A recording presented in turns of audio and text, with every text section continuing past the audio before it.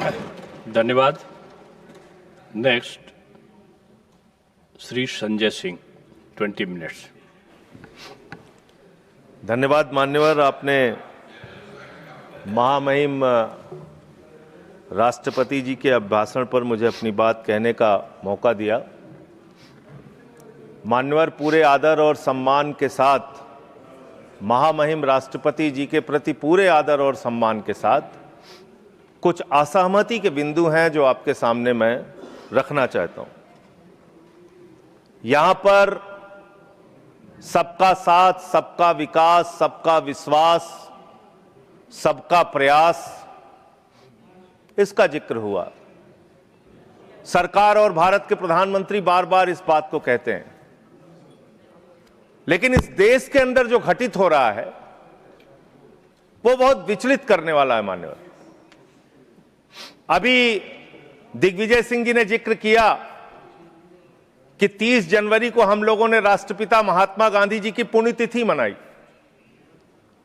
और उस दिन तमाम वीडियो, उनके पुराने वीडियो, पुराने स्पीचेस, पुराने तमाम उनकी बातें सोशल मीडिया पे वायरल हुई मान्यवर। और उसी बीच एक तस्वीर वायरल हुई। वो तस्वीर थी उन हत्यारों की जो अदालत में बैठ के हंस रहे थे, उस जमाने की तस्वीर, जिसमें नाथूराम गोडसे भी था और उसके साथ तमाम और लोग थे, हंस रहे थे, उनके मन में कोई चिंता नहीं थी। आप कह रहे हैं गांधी जी की हत्या से आरएसएस का कोई लेना देना नहीं, तो मैं आपसे कहना चाहता हूं कि आइए हम सब लोग मिलकर उस विचारधारा की हत्या करें जिस विचारधारा ने गांधी की हत्या की। उस विचारधारा की हत्या करें मानव, जिस विचारधारा ने हमारे राष्ट्रपिता महात्मा गांधी को, अहिंसा के पुजारी को हमसे छीना। लेकिन दुर्भाग्य से ऐसा नहीं हो रहा है। देश में तमाम घटनाएं हो रही हैं। पिछले दिनों बरेली में एक चर्च के सामने हंगामा किया गया, हनुमान चालीसा पढ़ा गया। लखनऊ के अंदर एक चर्च के सामने, वहां पर हंगामा किया गया, हनुमान चालीसा पढ़ा गया। क्या बजरंगबली जी ने आपसे कहा है कि चर्च में जाके हनुमान चालीसा पढ़ो? क्या भगवान श्री राम ने आपसे कहा है कि मस्जिद के सामने जाके रामचरितमानस का पाठ करो? अगर आपको हनुमान चालीसा पढ़ना है, हनुमान जी के मंदिर में जाइए, रामचरितमानस का पाठ करना है, राम जी के मंदिर में जाइए, वहां से कुछ आशीर्वाद लेकर आइए अपने लिए और इस देश के लिए। लेकिन वतन को बांटने की कोशिश मत कीजिए, वतन को बांटने की कोशिश मत कीजिए। मान्यवर, ये मंदिर, ये मस्जिद, ये शिवालय की जिद में वतन ही ना होगा तो क्या बांटिएगा? ये कब तक मजहबी नशा बांटिएगा? ये मंदिर, ये मस्जिद, शिवालय की जिद में वतन ही ना होगा तो क्या बांटिएगा? आप इस देश को बांटने का काम कर रहे हैं। एक विचलित करने वाला वीडियो उस दौरान आया मान्यवर। 25 दिसंबर के पहले जबलपुर में भारतीय जनता पार्टी के एक महिला नेता चर्च के अंदर घुसती है, घुसकर वहां एक नेत्रहीन महिला के साथ हाथापाई करती है और उसकी जो मासूम बच्ची बैठी रहती है उसको ये कहती है कि तुम इससे गलत काम कराने के लिए लाती हो। ऐसा समाज आप बना रहे हैं, ऐसा हिंदुस्तान बना रहे हैं। पूरी दुनिया में आप ऐसे विश्वगुरु बनेंगे। आज ऑस्ट्रेलिया में, इंग्लैंड में, यूएस में, न्यूजीलैंड में, दुनिया के अलग अलग देशों में जो लोग भारतीय रहते हैं उनको कितनी शर्मिंदगी महसूस करनी पड़ती होगी कि आप उनके धार्मिक मान्यताओं के हिसाब से उनको यहां पे पूजा अर्चना, इबादत, प्रेयर नहीं करने दे रहे हैं। यह हो रहा है मान्यवर इस देश के अंदर। इसलिए नफरत की राजनीति को पहले मारना होगा और आपकी नफरत की राजनीति रुक नहीं रही है, वो असीमित है, उसकी कोई सीमा नहीं है। पहले हिंदू को मुसलमान से लड़ाओ, फिर हिंदू को सिख से लड़ाओ, फिर हिंदू को ईसाई से लड़ाओ, फिर हिंदू को हिंदू से लड़ाओ, जाट को गैर जाट से लड़ाओ, मराठा को गैर मराठा से लड़ाओ, दलित, पिछड़े, सवर्ण को आपस में लड़ाओ। अभी आप एक बिल लेके आए, उस बिल के बारे में सुप्रीम कोर्ट ने कह के रोक लगा दिया कि यह बिल तो अस्पष्ट है, इसमें कोई स्पष्टता नहीं है इस बिल में। आप क्यों ऐसा बिल लेके आए जिसके कारण से पूरे देश का माहौल खराब हुआ? आपने झगड़ा कराया दलितों यूजीसी का बिल, और आप इक्विटी बिल जो लेके आए, आपने कहा इक्विटी कमेटी जो बनेगी उसको लेके आपने जो इक्विटी कमेटी बनाई उसमें तमाम बातें आपने ऐसी लिखी, पूरे देश में आपने झगड़े का माहौल क्रिएट किया।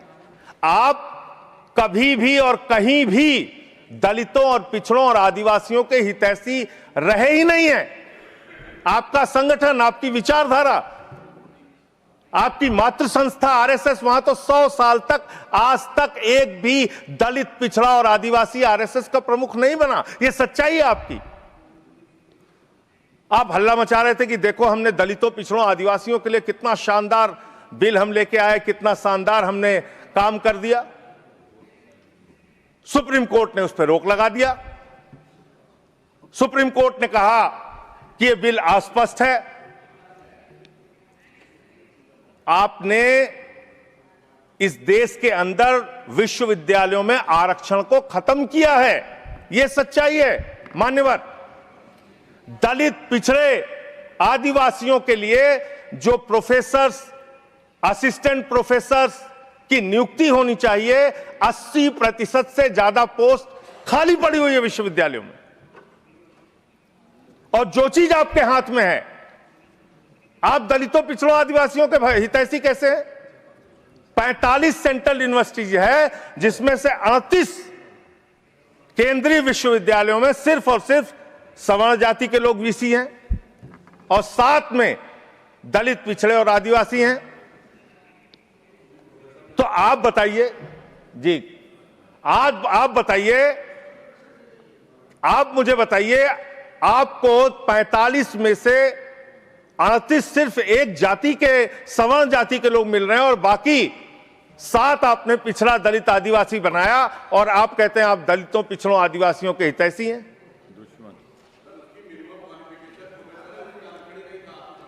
किसमें?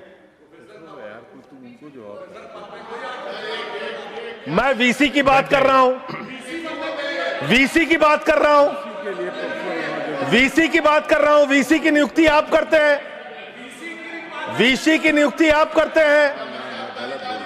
इसका मतलब दलित, पिछड़ा और आदिवासी बीसी बनने योग्य नहीं है, यह आपकी मानसिकता है। इसका मतलब आपकी मानसिकता है पिछड़ा, दलित और आदिवासी प्रोफेसर बनने योग्य नहीं है। 12 साल क्या किया? आप नॉट फाउंड सुइटेबल की कैटेगरी में डाल देते हैं उन लोगों को। आप क्या न्याय कर रहे हैं उनके साथ? पूरे देश के हाई कोर्ट, सुप्रीम कोर्ट की हालत देखिए सर। देश का है सुप्रीम कोर्ट 1 और 25 हाई कोर्ट। वहां पे कितने जज हाई कोर्ट के अंदर या सुप्रीम कोर्ट के अंदर दलित, पिछड़े, आदिवासी हैं? पता कर लीजिए, आपको पता चल जाएगा। तो अगर कहीं उनके साथ न्याय की बात आती है तो आप न्याय नहीं, नौटंकी करते हैं, जानबूझ के दिखाने की कोशिश करते हैं कि आप उनके हितैषी हैं, जबकि आप है नहीं। आपको है ना, और पूरे देश का वातावरण खराब किया आपने। मैं इस सदन के अंदर आपके माध्यम से सरकार को प्रस्ताव देना चाहता हूं, अगर आपकी नीयत साफ है तो हर विश्वविद्यालय में 2 तरह की कमेटी बनाइए।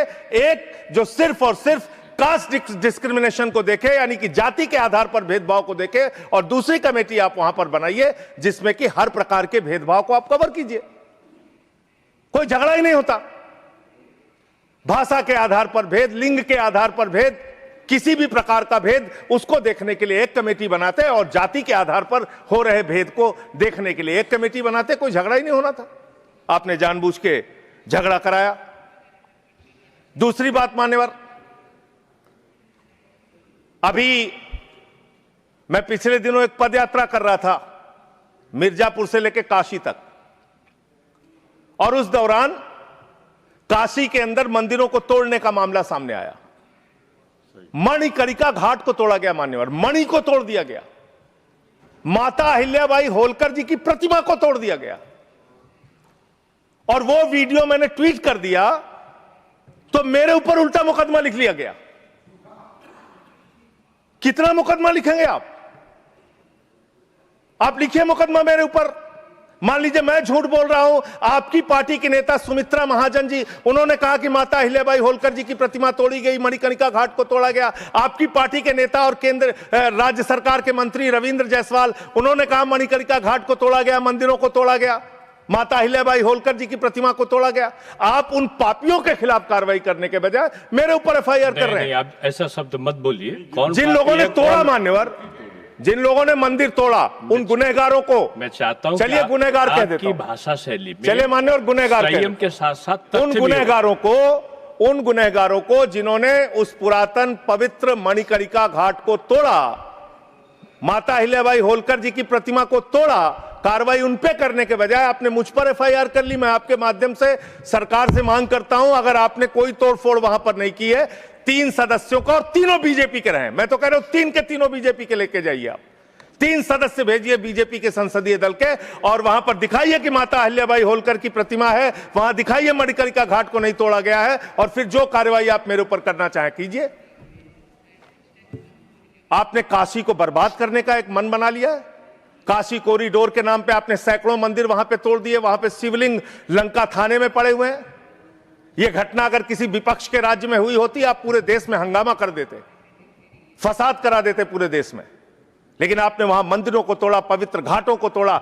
54 देश के नागरिक आते हैं काशी में मान्यवर, वो वहां पे बिल्डिंग देखने नहीं आते, वो वहां पे आते हैं वहां के पुरातन मंदिरों को देखने के लिए, वो वहां पे आते हैं पुरातन घाटों को देखने के लिए, पौराणिक मंदिरों को देखने के लिए, वो इसलिए आते हैं काशी की गलियों को देखने के लिए।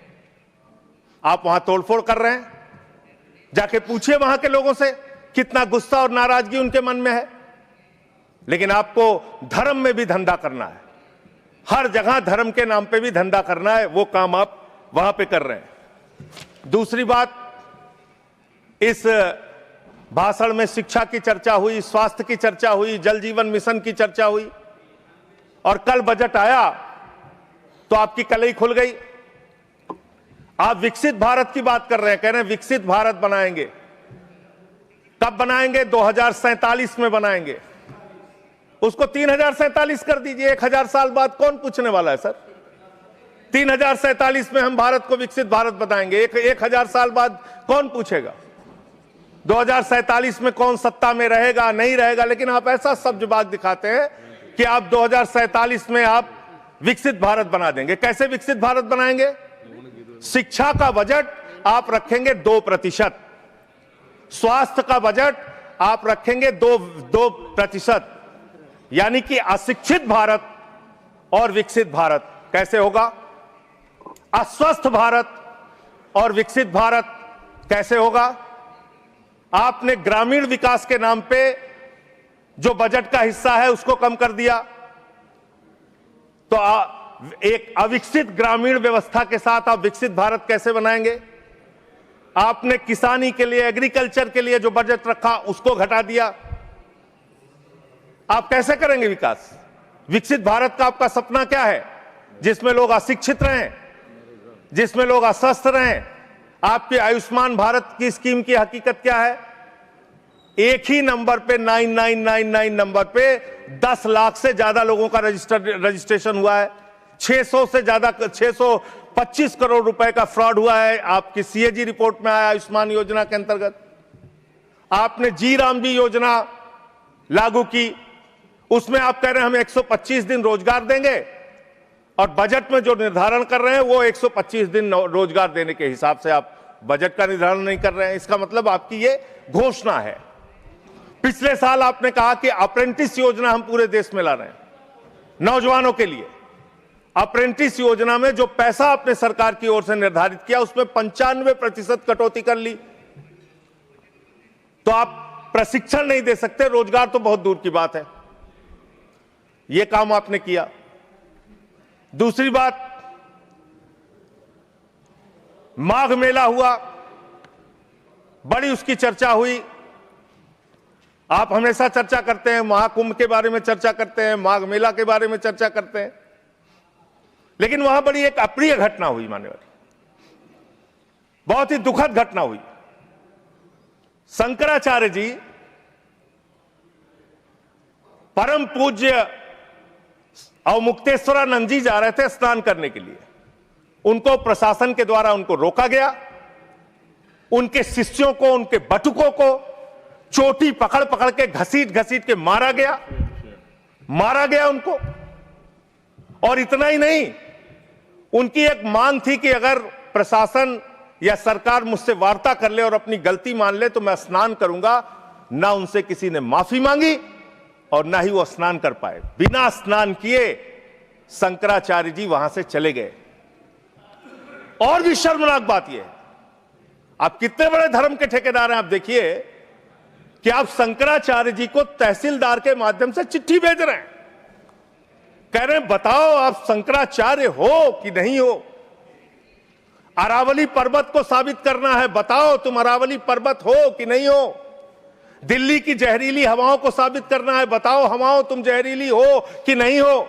इस देश के मतदाताओं को साबित करना है, बताओ तुम भारत के नागरिक हो कि नहीं हो। और शंकराचार्य जी को साबित करना है, बताओ आप शंकराचार्य हो कि नहीं हो। जो लोग अभी तक 12 साल में अपनी डिग्री नहीं दिखा पाए, वो शंकराचार्य से शंकराचार्य होने का प्रमाण मांग रहे हैं।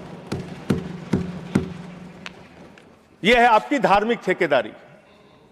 इस तरह से आप धर्म की ठेकेदारी करना चाहते हैं तो देश के अंदर नफरत फैलाकर जो आप राजनीति कर रहे हैं, लोगों के हक को मार के जो आप राजनीति कर रहे हैं, इसका कोई बहुत देश के विकास, कम से कम विकसित भारत आपकी इस विचारधारा, इस सोच से तो नहीं बन सकता। विकसित भारत के लिए यह विचारधारा आपकी काम नहीं करेगी। नफरत फैलाओ और राज करो की, अंग्रेजों की जो विचारधारा थी, बांटो और राज करो की जो विचारधारा थी, उससे नहीं बन सकता। मान्यवर, बात कर लें विदेश नीति की, विश्व गुरु बनने की बात करते हैं प्रधानमंत्री जी। पूरे दुनिया में उनका डंका पीटा जा रहा है। हमने देखा किस तरह से अमेरिका से भारतीयों को हाथ में हथकड़ी, पैरों में बेड़ी बांध के अमृतसर पहुंचाया गया। हमने देखा कि किस तरह से सीज फायर के लिए कम से कम 70 बार अमेरिका का राष्ट्रपति ट्रंप कह रहा है कि उसने ट्रेड डील की धमकी देकर सीज फायर कराया, ट्रेड खत्म करने की धमकी देके। हमने देखा कि किस तरह से चीन यह कह रहा है कि वो सक्सगाम में निर्माण कार्य करेगा और आपकी पार्टी के दफ्तर में उनके प्रतिनिधि मीटिंग कर रहे हैं। उसी दिन वो बयान दे रहा है, बीजेपी के दफ्तर में वो लोग मीटिंग कर रहे हैं, उसी दिन चीन का बयान आ रहा है कि हम सक्सगाम घाटी में निर्माण कार्य करेंगे, पुल बनाएंगे, सुरंग बनाएंगे। आपकी विदेश नीति क्या है? बांग्लादेश में हिंदुओं की हत्याएं हो रही हैं, उस पर आप खामोश रहते हैं, चुप रहते हैं, बोलते नहीं है। आप किसी भी मामले में सामने मुखर होकर सामने आके स्पष्टीकरण नहीं दे रहे हैं। अभी एक एप्स्टीन फाइल की चर्चा हो रही है पूरी दुनिया में, उसके बारे में भारत के प्रधानमंत्री को आरोपित किया गया। उसके बारे में सरकार को स्पष्टीकरण देना चाहिए। तथ्य के कोई चीज को बोलना, मैं कह रहा हूं स्पष्टीकरण देना चाहिए। आपके पास कोई तथ्य है तो आप सर, अगर कोई मैं ये कह रहा हूं मान्यवर, संसद है, इसमें अगर आपके पास कोई स्पष्टीकरण तो देना चाहिए। अगर कोई आरोप लग रहा है, हमारे देश का अपमान है मान्यवर। इनके बोलने के बाद मैं आपको समय देता हूं। आप कैसा काम करना चाहते हैं? खत्म हो से बात देता हूं। अरे भाई, आपके भारत के प्रधानमंत्री पे आरोप लग रहा है, आप लोग उस आरोप का जवाब नहीं देना चाहते। भारत के प्रधानमंत्री पे आरोप लग रहा है, नहीं तथ्य के बगैर होगा तो आप नहीं लगा सकते। तथ्य के विपरीत अगर आप बोलेंगे तो आपका ये चीज नोट नहीं किया जाएगा। तो मैं ये कह रहा हूं मान्यवर, देश व्यवस्थाओं से चलेगी। यहां बैठे हैं जावेद भाई, संभल के अंदर एक जज ने न्याय का फैसला दिया और उस जज का ट्रांसफर कर दिया जाता है। यह जुडिशरी की हालत आपने कर दी है, यह कर दिया आपने। देखिए, न्यायालय ट्रांसफर करता है जज का। अरे मान्यवर, जज का ट्रांसफर हुआ है, अवमानना होगी। जज का ट्रांसफर हुआ है। जज का ट्रांसफर कोई पॉलिटिकल पार्टी नहीं करती। तो एडमिनिस्ट्रेटिव तो काम में हुआ, उस पे ना बोले जो कंटेम्प्ट हो कोर्ट का। और इस तरह से एफआईआर दर्ज करके, लोगों के दबा के, लोगों के अधिकारों को छीन के, हमारी पार्टी के तो खैर पीछे ही पड़े हुए हैं आप लोग। चैतर बसेवा एक आदिवासी नेता हैं, उनको गिरफ्तार करके आपने 3 बार गुजरात के अंदर जेल में डाल दिया। महराज मलिक हमारे विधायक हैं, उनको डाल दिया जेल में। हम लोगों को तो जेल भेज ही चुके। आप रोज मुकदमा लिखते रहते हैं, एफआईआर लिखते रहते हैं। सोनम वांगचुक को अभी भी आपने जेल में रखा हुआ है। तो एक के बाद एक लोगों को, विपक्ष के नेताओं को जेल में डाल के आप कैसे काम करेंगे?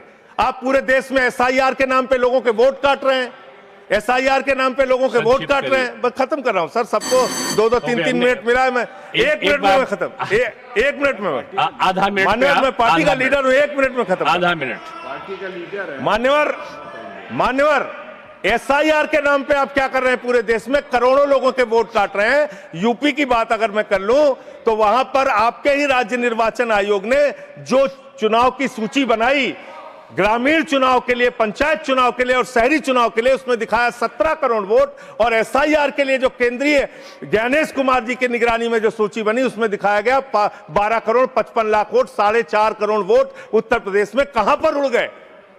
और आप कह रहे हैं हर बूथ पे 200 वोट बनाएंगे तो 3.5 करोड़ वोट आप ऐसे ही बना लेंगे।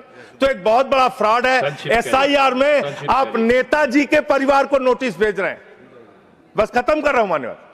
एसआईआर में आप नेताजी सुभाष चंद्र बोस के परिवार को नोटिस भेज रहे हैं, नोबेल पुरस्कार विजेता अमर्त्य सेन को नोटिस भेज रहे हैं, पूर्व एडमिरल को नोटिस भेज रहे हैं। अब कैसा एसआईआर करा रहे हैं? ये एसआईआर नहीं है, चुनावी घोटाला है। मैं कहना चाहता हूं। बहुत बहुत धन्यवाद। सुधांशु त्रिवेदी जी, एक मिनट में फाइल का जिक्र हुआ, एक विकृत यौन मानसिकता के सजाए याफ्ता अपराधी का जिक्र इस संसद के पावन पटल के ऊपर करना इनकी विकृत और विक्षिप्त मानसिकता का प्रतीक है। सर, एक बात फैक्ट ऑफ द मैटर ये है, among the millions of emails there is no direct email with Prime Minister. Sir, no direct message, no direct phone call. मैंने पहले कहा है नहीं कि अगर कोई चीज तथ्य के परत नहीं है तो उसको यहाँ रिकॉर्ड नहीं सर, मैं अपनी बात बस 2 वाक्यों में समाप्त करना चाहता हूं। ना कोई ईमेल है, ना कोई मैसेज है, ना कोई फोन कॉल है, और उसके बाद निराधार अनलगर आरोप के ऊपर एक सजाए याफ्ता अपराधी का नाम लेकर यहां पे बोलना यह बहुत ही निंदनीय है और इनकी विकृत मानसिकता का प्रतीक है। और सर, डिपार्टमेंट ऑफ जस्टिस ने भी यह कहा है कि वो फॉल्स और सेंसेशनल आरोप है, और प्रधानमंत्री जी इजराइल में अपनी ऑफिशियल यात्रा पे थे, एक मुलाकात ऑफिशियल है, और उसके बावजूद वहां पर सिर्फ एक ही गायन हुआ, वो था राष्ट्रगान। अगर उसमें नाच गाना इनको नजर आता है, हो सकता है इसे राम मंदिर में नजर आता हो। तो मैं इस पे घोर भर्त्सना करते हुए सभापति महोदय सिर्फ एक पंक्ति कहना चाहता हूं, सभापति महोदय सिर्फ एक पंक्ति कहना चाहता हूं कि जो इन्होंने आरोप लगाने का प्रयास किया है कि राष्ट्रवाद के महामेरु पर वार बहुत ही हल्का है, भारत विकसित रोकने के लिए यह मचा हुआ तहलका है। नहीं, देखो, जो माननीय सदस्य ने जो तथ्य के विपरीत और संविधान के विपरीत बात कही उसको इसमें शामिल नहीं किया जाएगा। ये जवाब सवाल नहीं है, आपकी बात आ गई। मैंने क्या कहा?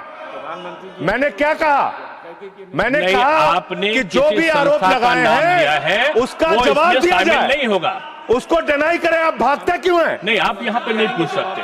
चलिए, नेक्स्ट श्री सुभाष चंद्र बोस, 9 मिनट्स।